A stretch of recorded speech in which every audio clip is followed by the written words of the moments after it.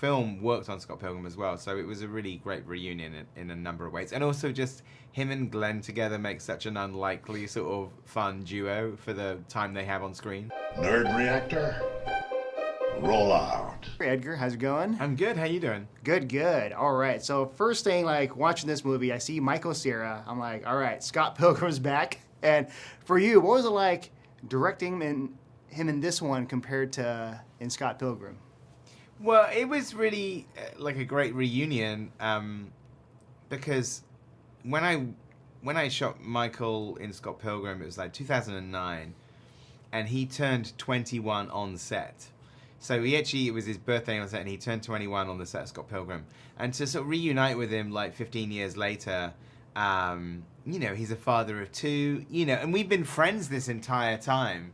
And it was actually one of the sweetest things was actually, when you're friends with them, you're just texting them about like kind of just bullshitting and stuff. And then eventually I sent him a text saying, oh, hey, I want to talk to you about something work-wise. I've got something to send you. And he texts back and goes, ooh, exciting. So it was actually nice after 15 years to say, I have a part for you. And it was great. Great to have him on set. A lot of people on the film worked on Scott Pilgrim as well, so it was a really great reunion in a number of ways. And also just him and Glenn together make such an unlikely sort of fun duo for the time they have on screen. Oh yeah, for sure. And this movie has Easter eggs. One of them, something about Arnold's thing, like a reference. So I was wondering for you, like having this world, this playground, what was it like for you trying to like see, like what can you add and when it's too much, too much? Well, we'll come back to Arnold in a second. The thing about Stephen King's original book, which he wrote under the name Richard Bachman, is it's a very like detailed world in the book. And one of the great things about making this movie was to bring that to life. For people who've read the book or Stephen King fans, a lot of like the products and things that are mentioned are in the movie. So that was really sort of fun to bring those things to life. And so there's a lot of like King references in the movie, not just like stuff from the book, but to other like sort of novels. But then, yeah, we thought it would be nice to kind of like just tip our hat to Arnold. And so we decided that in our version of 2025 that they changed the rules and that people who were born outside the United States could run for president. So the governor of California actually became the president of the United States. So he is actually playing himself, essentially. There you go, yeah. And I guess so with this being closer to the book compared to the previous movie, is there like that one thing that you wanted to capture? It's like, I want to bring this to life in this film.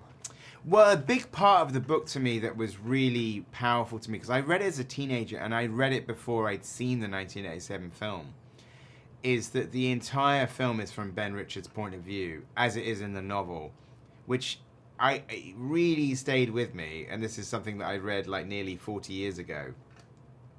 And I thought that in terms of like working on the adaptation, it's absolutely what we wanted to bring to the screen. Is like you're with Ben Richards in every scene, and you experience the game as he does. You don't cut away to the baddies. You don't cut back to the network building. You stay with Ben Richards, and I hope that makes it like a much more thrilling experience. Oh yeah, and one of the interesting things I really enjoyed about this film is just seeing how people outside react to whatever is being shown on TV, and it kind of emulates our world in a way. So I was wondering if there's something like that where you're like, I want to capture this and try to like bridge it or just make it so that people would be just more understanding of things. Yeah, well, I think also, since he wrote the original book, there's obviously reality TV in many forms, game shows, like other reality TV shows. We've had at least 25 years of a certain type of like reality show. And I think people have become really wise, and this goes beyond into social media as well, about how an image can be manipulated, how words can be manipulated.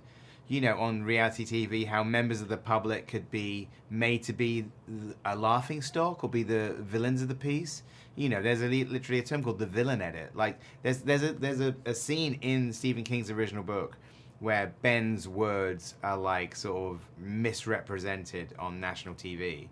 This is something that's happening in our daily lives. So it's like, I think it's the job of genre and science fiction in this to sort of hold up a funhouse mirror to reality. Oh, yeah. But that's all the time I have, Edgar. But it was a pleasure chatting with you. And Thank you. Can't wait for everyone else to watch the movie when it comes out. Thanks so much.